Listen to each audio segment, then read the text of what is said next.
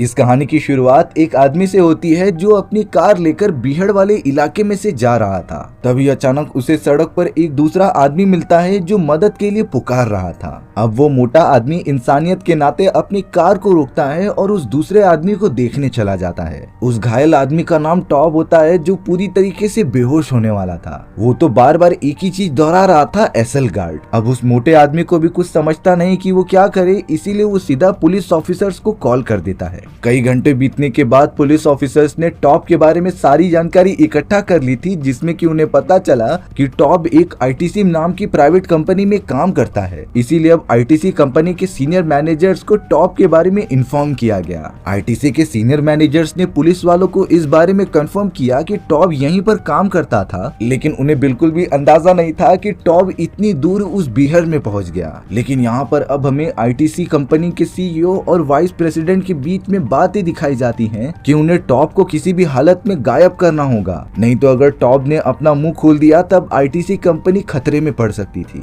अब हमें फ्रांस के अंदर ही एसल गार्ड नाम की एक बड़ी सी जगह दिखाई जाती है। वहाँ पर हमें प्रोफेसर एडवर्ड नाम के एक आर्कियोलॉजिस्ट को दिखाया जाता है जो अपनी टीम के साथ जमीन के अंदर खुदाई कर रहे थे। दरअसल प्रोफेसर एडवर्ड और किसी के लिए नहीं बल्कि आईटीसी कंपनी के लिए ही काम कर रहे होते हैं। वो तो अपनी टीम के साथ मिलकर जमीन में मौजूद काफी प्राचीन चीजों को बाहर निकालकर उन्हें डिस्कवर करते। लेकिन यहाँ पर प्रोफेसर एडवर्ड अपने बेटे एरिक से कुछ बात कर रहे थे कि आईटीसी कंपनी जरूर मुझसे कुछ छुपा रही है। उन्होंने मुझे एक एक्सपेरिमेंट के बारे में बिल्कुल भी इन्फॉर्म नहीं किया जो बहुत ही ज्यादा टॉप सीक्रेट था। इसीलिए अब प्रोफेसर एडवर्ड ने अपने बेटे एरिक को सारा काम जारी रखने के लिए कहा, जिससे कि वो जा सके आईटीसी कंपनी के हेडक्वार्टर में। उन्हें तो किसी भी हालत में अपने सवालों का जवाब पता ही करना था। अब अगले दिन प्रोफेसर एडवर्ड के जाने के बाद एंड्रयू नाम का एक एम्प्लॉय एरिक को आकर कुछ बताता है। दरअसल उनकी टीम को खुदाई के दौरान कुछ स्टैचूज मिले थे, जिनके बारे में जानने के बाद पता चला कि ये 1000 साल पुरानी लेडी क्लेयर की स्टैचू है, जो उस समय ब्रिटिश की राजकुमारी हुआ करती थी। उस समय लेडी क्लेयर को उसकी काली करतूतों की वजह से फ्रांस के लोगों ने फांसी दे दी होती है, और इन सारी चीजों की वजह से ये इतिहास में बहुत ही बड़ा दिन था। लेडी क्लेयर के साइड में एक अजीब तरीके का आदमी भी मौजूद होता है जिसके कान नहीं थे। उस समय लेडी क्लेयर के मरने के बाद ही फ्रांस के लोग इंडिपेंडेंट होकर आजाद हो पाए। अब यहाँ मेनली कोई डिसीजन नहीं ले पा रहा था कि इसका आगे क्या करना है। ये सारा डिसीजन लेने का काम प्रोफेसर एडवर्ड ही किया करते थे, जो यहाँ पर अब मौजूद नहीं है। अब एक दिन लिया नाम की एक एम्प्लॉय को अपने दोस्तों से ये पता चला कि जमीन के अंदर एक बहुत ही बड़ा रास्ता मौजूद है। लिया तो जल्द से जल्द अपने दोस्तों के साथ तैयार होने लगी कि उन्हें वहाँ जाकर पता करना है। ये पूरी गुफा 600 साल पुरानी थी, जिसके दीवारों पर प्राचीन मकबरे होते हैं जो बहुत ही ज्यादा प्रीशियस थे। लिया और उसका एक साथी लगातार सारी चीजें कैप्चर कर रहे होते हैं। उन सभी को अपनी आंखों पर विश्वास नहीं होता कि उनकी टीम ने ये कर दिखाया, और तो और इन सारे प्राचीन चीजों की कीमत करोड़ों में जा सकती थी। पर तभी अचानक लिया और उसके दोस्त को जमीन पर एक कांच का टुकड़ा गिरा हुआ दिखाई देता है। ये कांच का टुकड़ा किसी के चश्मे का लेंस होता है। पर अब लिया बहुत ही ज्यादा शॉक हो गई थी, क्योंकि उस समय के दशक में चश्मों का इजाद हुआ ही नहीं था। तो आखिर ये चश्मे का लेंस यहाँ पर आया कैसे? लेकिन वो दोनों इस बारे में और भी ज्यादा डिस्कस करते तभी अचानक वो पूरी गुफा गिरने लगी थी, यानी कि उसका बाहर जाने का रास्ता बंद हो रहा होता है। जल्द से जल्द लिया की टीम उन दोनों को गुफा में से बाहर निकालने में कामयाब हो जाती है। अब रिसर्च के बाकी टीम मेंबर्स उस चश्मे की लेंस के ऊपर थोड़ी सी रिसर्च करने लगते हैं। अब यहाँ पर एक्सपेरिमेंटल टीम मेंबर्स उस चश्मे की लेंस को लगातार चेक करने लग जाते हैं। शॉकिंग बात ये थी कि लिया, एरिक और फ्रैंक्स को उस लेंस के अंदर से एक छोटा सा कागज मिला था, जो सन 1375 के समय का होता है। उस नोट के अंदर लिखा था हेल्प मी, और सिग्नेचर होता है प्रोफेसर एडवर्ड जॉनसन का। लिया और एरिक को बिल्कुल भी नहीं समझ में आता कि प्रोफेसर एडवर्ड ये कैसे लिख सकते हैं, क्योंकि वो तो 3 दिन पहले आईटीसी गए थे। लेकिन ये सारी बातें कंफर्म करती थी उस चश्मे के लेंस को दिखाते हुए, क्योंकि वो चश्मे का लेंस और किसी का नहीं बल्कि प्रोफेसर एडवर्ड का ही होता है। अब ये बात कंफर्म करने के लिए सारी टीम मेंबर्स और उनका बेटा एरिक आईटीसी में कॉल कर देता है, जो बताते हैं कि मेरे फादर प्रोफेसर एडवर्ड कहाँ पर मौजूद हैं।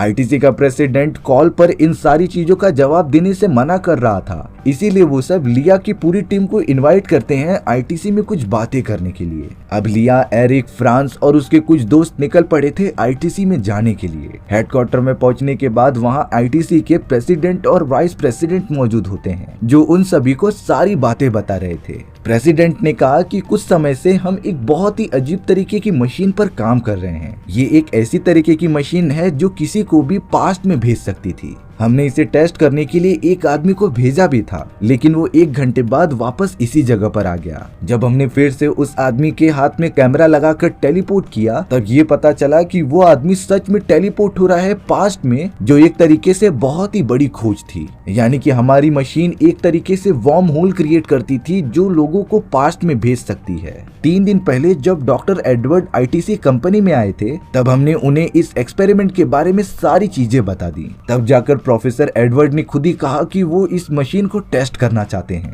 उन्हें तो 1375 के दशक में जाना था। अब प्रोफेसर एडवर्ड की बात मानते हुए उन्हें बेन नाम के एक कोवर्कर के साथ भेज दिया गया था 1375 में, लेकिन उनके पास टोटल 6 घंटों का टाइम था वापस लौटने के लिए। उतने समय बाद बेन तो वापस आ गया था, लेकिन प्रोफेसर एडवर्ड वापस लौटे ही नहीं। आखिर उनके साथ वहाँ पर कौन सी बुरी घटना घटी, ये तो हमें बिल्कुल भी नहीं पता होता। इसीलिए अब हमें किसी भी हालत में प्रोफेसर एडवर्ड को बचाना ही होगा। प्रेसिडेंट कहता है कि अगर तुम सब चाहो तो हम तुम्हें पास्ट में भेज सकते थे, जिससे कि तुम सब प्रोफेसर एडवर्ड को बचाकर यहाँ लेकर आ जाओ। लिया, एरिक, फ्रांस और उसके कुछ दोस्त तैयार हो जाते हैं इस मिशन के लिए, क्योंकि प्रोफेसर एडवर्ड उनके लिए किसी पेरेंट से कम नहीं थे। उन्होंने अपने वर्कर्स के लिए बहुत कुछ किया होता है। इसीलिए अब वो लोग जो कि पास्ट में जा रहे थे, वो अपना गेटअप चेंज करने लग जाते हैं उस समय के हिसाब से। अब सब कुछ रेडी होने के बाद प्रेसिडेंट उन सभी को एक एक बटन्स देते हैं। उन्होंने बताया कि जब तुम पास्ट में चले जाओगे तब तुम्हारे पास सिर्फ 6 घंटे होंगे वापस लौटने के लिए। अगर कोई भी इस बटन को दबा देता है तब वो डायरेक्टली टेलीपोर्ट हो जाएगा इसी जगह पर। लेकिन याद रहे, अगर 6 घंटों से पहले कोई भी यहाँ पर नहीं आ पाया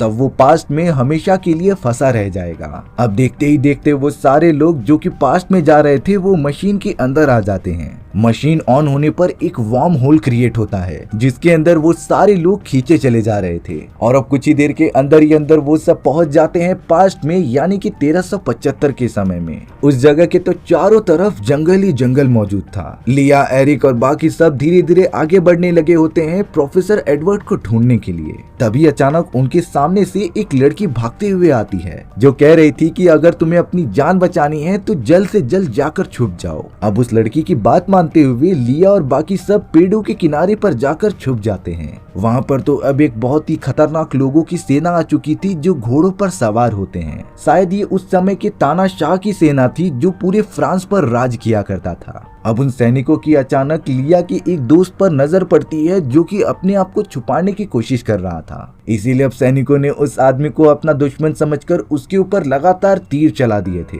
जो डायरेक्टली उस एम्प्लॉय के बॉडी में आकर लग जाता है। अब वो एम्प्लॉय अपनी जान बचाने के लिए ग्रेनेड जैसे ही चालू करने वाला था, तभी पीछे से दूसरी तीर आकर उसे जान से मार देती है। लेकिन उस एम्प्लॉय ने तो मरते मरते वो बटन दबा दिया था, जिससे कि वो टेलीपोर्ट हो जाता है प्रेजेंट टाइम में। और अब तो वो ग्रेनेड भी ऑन हो चुका था, जिसकी वजह से एक बहुत बड़ा धमाका होता है। टेलीपोर्टेशन मशीन को तो बहुत ज्यादा डैमेज हुआ था। वो एम्प्लॉय तो मर जाता है, लेकिन प्रेसिडेंट और उसकी पूरी टीम को एक बड़ा सरदर्द देकर चला गया था, क्योंकि अगर प्रेसिडेंट और उसकी टीम ने 6 घंटों से पहले इस पूरी टाइम मशीन को ठीक नहीं किया, तब लिया और उसके सारे टीम मेंबर्स हमेशा हमेशा के लिए पास्ट में फंसे रह जाएंगे। प्रेसिडेंट और उसके रिसर्च टीम बिना टाइम वेस्ट किए उस मशीन को बनाने में लग जाती है। अब यहाँ दूसरी तरफ लिया और उसके बाकी सारे दोस्त उसी जंगल में अभी भी फंसे हुए होते हैं। उस जगह के चारों तरफ ब्रिटिश सैनिक मौजूद थे जो उन पर हमला कर रहे होते हैं। तभी अचानक जंगल के अंदर फ्रांस की भी बहुत सारे सैनिक आ गए थे, जिससे कि दोनों ग्रुप्स के बीच में लड़ाई शुरू हो जाती है। इसी मौके का फायदा उठाकर लिया के दोस्त वहाँ से भागने लगे थे।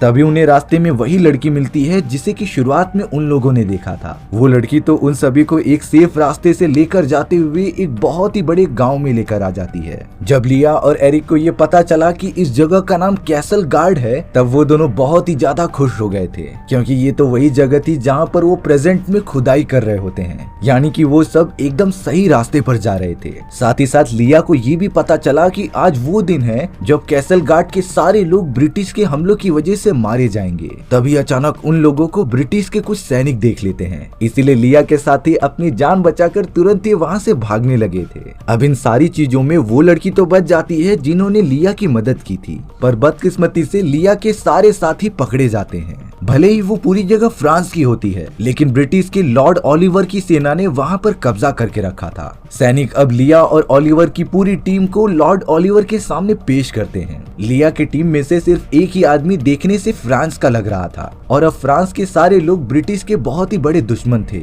इसीलिए राजा ने अपने सैनिकों से कहकर लिया की उस दोस्त को जान से मरवा दिया था। बाकी सभी को कारागार के अंदर बंद कर दिया जाता है। लेकिन चौंका देने वाली बात ये होती है कि उसी कारागार के अंदर प्रोफेसर एडवर्ड भी मौजूद थे, जिन्हें देखते ही उनका बेटा एरिक और लिया बहुत ही ज्यादा खुश हो जाते हैं। प्रोफेसर एडवर्ड ने बताया कि जिस समय मैं यहाँ पास्ट में जांच पड़ताल करने आया था, तभी ब्रिटिश सैनिकों ने मुझे पकड़ लिया। वो सब तो मुझे जान से मारने वाले थे, लेकिन मैंने उन्हें झूठ कहा कि मैं एक साइंटिस्ट हूँ और मैं आप सभी के लिए एक ऐसी अनोखी आग बना सकता हूँ जो कभी बुझती ही नहीं थी। इस आग को ग्रीक फायर्स कहते थे। पर अब ये बात बाकी लोगों को अच्छी नहीं लगती, क्योंकि अगर इस टाइप की ना बुझने वाली आग अंग्रेजों के हाथ में लग गई, तब युद्ध के दौरान उन्हें हराना बहुत ही ज्यादा मुश्किल हो सकता था। लेकिन अब उन्हें किसी भी हालत में इस जगह से निकलना होगा। इसीलिए अगले दिन मौका देकर लिया प्रोफेसर एडवर्ड और सभी को लेकर कारागार से बाहर निकल जाती है। तभी लिया की टीम से एंड्रयू नाम का एक आदमी देखता है कि वो लड़की जिसने की उन लोगों की जान बचाई थी, उसे अंग्रेजी सैनिकों ने पकड़ लिया है। इसीलिए अब एंड्रयू अपने बाकी साथियों को जाने के लिए कह रहा था, जिससे कि वो उस लड़की की मदद करने के लिए चला जाए। एंड्रयू किसी भी हालत में उस लड़की को अंग्रेजों के चंगुल से बचाकर वहाँ से निकल जाता है। वो दोनों तो एक छोटी सी नाव में पानी के रास्ते से आगे बढ़ रहे थे। अब यहाँ किनारे पर आकर बाकी सारे फ्रांस के सैनिक आ गए होते हैं उस लड़की की मदद करने के लिए। लेकिन एंड्रयू के लिए चौंका देने वाली बात ये थी कि जब वो सारे फ्रांस के सैनिक उस लड़की को लेडी क्लियर के नाम से पुकार रहे थे, एंड्रयू तुरंत ही समझ जाता है कि ये लड़की लेडी क्लियर है, जिसकी बॉडी उन सभी को प्रेजेंट टाइम में खुदाई करते समय मिली थी। यानी कि इसी लेडी क्लियर को ब्रिटिश वाले मिलकर जान से मार देंगे। एंड्रयू चला जाता है लेडी क्लियर के भाई के पास, जो फ्रांस के सैनिकों का एक बहुत ही बड़ा सरदार था। सरदार एंड्रयू का शुक्रिया अदा करते हैं उसकी बहन की जान बचाने के लिए। पर अब एंड्रयू कहता है कि मुझे अपने दोस्तों की मदद करने जाना ही होगा, क्योंकि वो मुसीबत में हैं। एंड्रयू सरदार को ये इन्फॉर्म कर देता है कि आज ही के दिन लेडी क्लियर को ब्रिटिश वाले जान से मार देंगे, इसीलिए आपको इन्हें सुरक्षित रखना पड़ेगा। दरअसल यहाँ एंड्रयू लेडी क्लियर से बहुत ही ज्यादा प्यार करता था, और वो नहीं चाहता कि लेडी क्लियर को इस तरीके से कोई जान से मार दे। लेडी क्लियर भी एंड्रयू से अपने प्यार का इजहार एक किस करके बताती है, और अब एंड्रयू सीधा निकल पड़ा था अपने दोस्तों के पास। वहाँ अंग्रेजी सिपाही लगातार प्रोफेसर एडवर्ड और उसके सारे दोस्तों को ढूंढ रहे होते हैं। सैनिकों ने हमला करके प्रोफेसर एडवर्ड और फ्रैंक नाम के उसके एक साथी को पकड़ भी लिया था, लेकिन एरिक और लिया अपनी जान बचाकर वहाँ से भागने में कामयाब हो जाते हैं। वो अंग्रेज अब प्रोफेसर एडवर्ड और फ्रैंक को सजा देने के लिए अपने महल में लेकर जा रहे थे। यहाँ लिया और एरिक भागते भागते एक बड़ी सी मॉनेस्ट्री में आ जाते हैं, जिसे देखकर लिया पूरी तरीके से शॉक हो गई थी, क्योंकि ये वही जगह होती है जहाँ प्रेजेंट टाइम में उसके फादर की एक नोट मिली थी जिसमें हेल्प मी लिखा हुआ था। लिया को यह अंदाजा हो जाता है कि कुछ समय पहले प्रोफेसर एडवर्ड यहाँ पर आए थे, लेकिन बदकिस्मती से उन्हें अंग्रेजी सिपाहियों ने पकड़ लिया। लिया ये पूरी जगह पर एक क्लू ढूंढती रहती है जिससे कि उसकी मदद हो सके। लिया ने दीवार पर बने हुए एक कलाकृति को देखा, जो वो प्रेजेंट टाइम में पहली बार उस गुफा में गई थी, तब वो इन सारी कलाकृतियों को अच्छे से देख पा रही थी। पर उसने नोटिस किया था कि वो कलाकृति बीच में से टूटी हुई होती है। इसीलिए अब लिया एरिक के साथ मिलकर उस कलाकृति को रियलिटी में तोड़ने लग जाती है। उस कलाकृति के पीछे लिटरली एक लंबा सा रास्ता था जो कहीं पर तो जा रहा होता है। अब यहाँ सारे अंग्रेजी सैनिक जंगल के अंदर एंड्रयू को भी रंगे हाथों पकड़ लेते हैं। एंड्रयू को भी अब बंदी बनाकर महल के अंदर लेकर जाया जा रहा था। एंड्रयू तो वहाँ पर प्रोफेसर एडवर्ड और फ्रैंक से भी मिलता है। तीनों अब एकदम से लाचार थे, जिन्हें नहीं समझ में आता कि वो बचने के लिए क्या करें। तभी फ्रैंक नोटिस करता है कि एक अंग्रेजी सिपाही उसके दोस्त के जैसा लग रहा है, जो आईटीसी कंपनी में एक एम्प्लॉय के बतौर काम किया करता था। विलियम तो फ्रैंक और प्रोफेसर एडवर्ड को देखकर तुरंत ही पहचान जाता है। दरअसल विलियम भी इसी टाइम मशीन का यूज करके पास्ट में भेजा गया था, लेकिन एक समय के बाद विलियम को पता चल गया कि जब भी कोई भी आदमी इस मशीन का यूज करके पास्ट में ट्रेवल करता था तब उसके डीएनए और बॉडी स्ट्रक्चर कमजोर होना स्टार्ट हो जाते थे। एक समय के बाद जो भी आदमी ज्यादा टाइम ट्रेवल करेगा तब उसकी मौत भी हो सकती थी, और इसी रीजन की वजह से जो आदमी हमें कहानी की शुरुआत में दिखाया गया था वो आईटीसी द्वारा टाइम ट्रेवल करने के बाद तुरंत ही मारा गया, क्योंकि उसने बहुत ज्यादा टाइम ट्रेवल कर लिया होता है। इन्हीं सारी चीजों की वजह से विलियम वापस अपनी दुनिया में नहीं लौटा, और अब तो विलियम को आईटीसी और उसके सारे एम्प्लॉय से एकदम नफरत हो गई थी। विलियम ने तो अपने दोस्त फ्रैंक को जान से मार दिया था, क्योंकि उसने $10,000 उससे उधार लिए थे और आज तक विलियम को लौटाए नहीं। अब यहाँ प्रोफेसर एडवर्ड और एंड्रयू को अंग्रेजों के एक बहुत ही बड़े महल में लाया जाता है, जहाँ पर लॉर्ड ओलिवर अपनी सेना के साथ राज किया करते थे। अब हमें पता चला कि फ्रेंच की पूरी सेना अंग्रेजों के खिलाफ लड़ाई करने के लिए तैयार हो रही है, इसीलिए फ्रेंच की एक टुकड़ी अंग्रेजों पर हमला करने के लिए चली गई थी और दूसरी फ्रेंच की टुकड़ी को लिया अपने पास बुलाती है।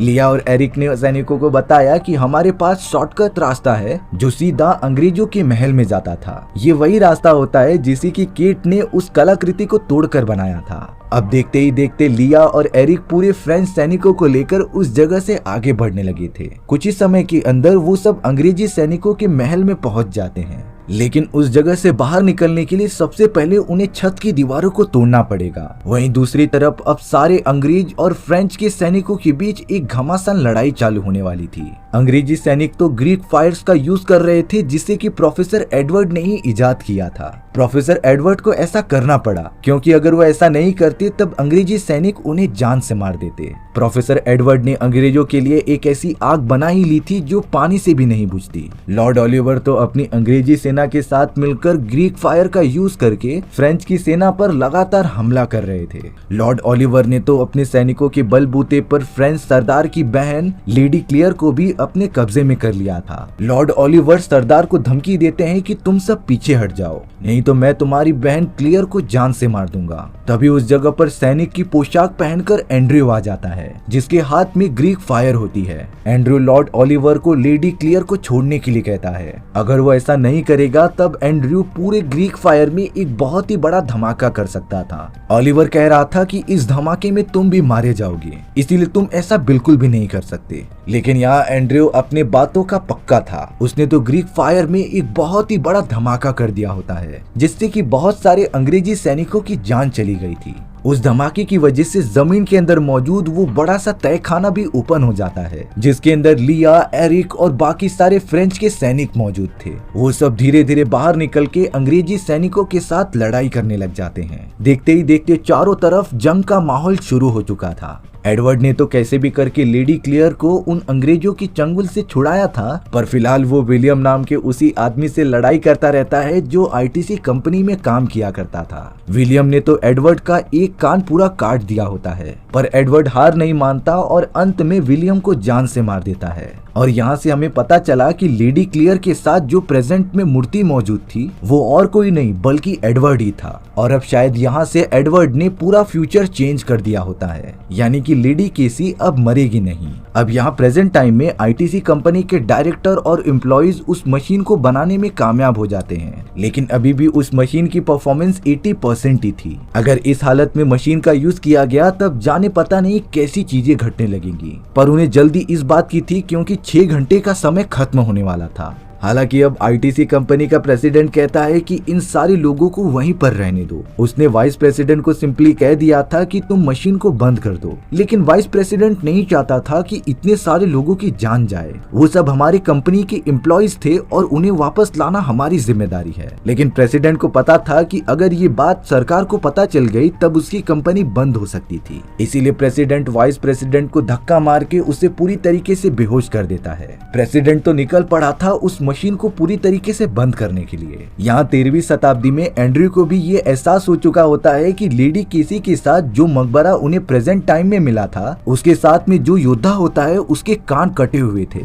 और वो और कोई नहीं बल्कि एंड्रू ही था। एंड्रू को पूरी तरीके से समझ आ जाता है कि उसकी डेस्टिनी लेडी केसी के साथ ही है, इसीलिए एंड्रू ने डिसाइड किया कि वो लेडी केसी के साथ इसी शताब्दी में रहेगा और उसके साथ ही अपनी जिंदगी गुजारेगा। प्रेजेंट टाइम में जब प्रेसिडेंट मशीन को डिस्ट्रॉय करने जा रहा था, तभी एक एम्प्लॉय जो प्रोफेसर एडवर्ड को बचाना चाहता था, वो कमरे का दरवाजा बंद कर देता है जिससे कि प्रेसिडेंट अंदर ना आ सके। और अब उसने तो टाइम मशीन को वापस से एक्टिवेट कर दिया था। 13वीं शताब्दी में तो अंग्रेजों और फ्रेंच के बीच एक घमासान लड़ाई हो ही रही थी। हालांकि एंड्रू ने डिसाइड किया था कि वो लेडी केसी के साथ रहेगा, पर लिया, एरिक और प्रोफेसर एडवर्ड्स चाहते थे कि वो वापस अपनी दुनिया में लौट जाएं। इसीलिए वो तीनों एकजुट होकर अपने गले में पहने हुए उस बटन को एक साथ दबा देते हैं। वो तीनों तो डायरेक्टली टेलीपोर्ट हो गए थे टाइम मशीन के अंदर, जो था वर्तमान का समय यानी कि आईटीसी कंपनी में। यानी कि उन तीनों की जान बाल बाल बच गई थी, पर मशीन की वजह से एक गड़बड़ी हो जाती है।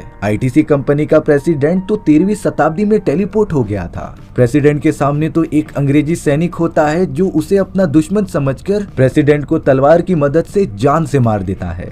अब यहाँ पूरा फ्यूचर बदल चुका था। लेडी केसी और एंड्रयू एक साथ मिल जाते हैं। फ्रेंच सैनिकों ने अंग्रेजों के खिलाफ अपनी ये जंग जीत ली थी, जिससे कि वो पूरी तरीके से इंडिपेंडेंट हो जाते हैं। और अब सब कुछ ठीक होने के बाद हमें प्रेजेंट टाइम का सीन दिखाया जा रहा था, जहाँ पर लिया, एरिक और प्रोफेसर एडवर्ड उस मकबरे की छानबीन कर रहे होते हैं। उन्हें इतना पता चल गया था कि लेडी केसी के साथ जो मौजूद है वो और कोई नहीं बल्कि एंड्रयू ही था। पर उस मकबरे पर जो चीज लिखी होती है वो पास्ट चेंज होने के कारण बदल चुकी थी। वहाँ लिखा गया था कि लेडी केसी और बहादुर योद्धा एंड्रयू एक दूसरे के साथ रिलेशन में आकर एक समय के बाद उन दोनों ने शादी कर ली और उनके 3 बच्चे हुए। उस समय तो उन दोनों की प्रेम कथा बहुत ही ज्यादा फेमस हो चुकी थी और दोनों ने ही अपना दम साथ में तोड़ा। इसी हैप्पी एंडिंग के साथ हमारी ये कहानी खत्म हो जाती है। सो व्यूअर्स, आपको ये स्टोरी कैसी लगी कमेंट सेक्शन में बताना भूलना मत। और अगर आपको मेरा एक्सप्लेनेशन 1% भी अच्छा लगा होगा ना, तो वीडियो को लाइक एंड चैनल को सब्सक्राइब जरूर कर देना,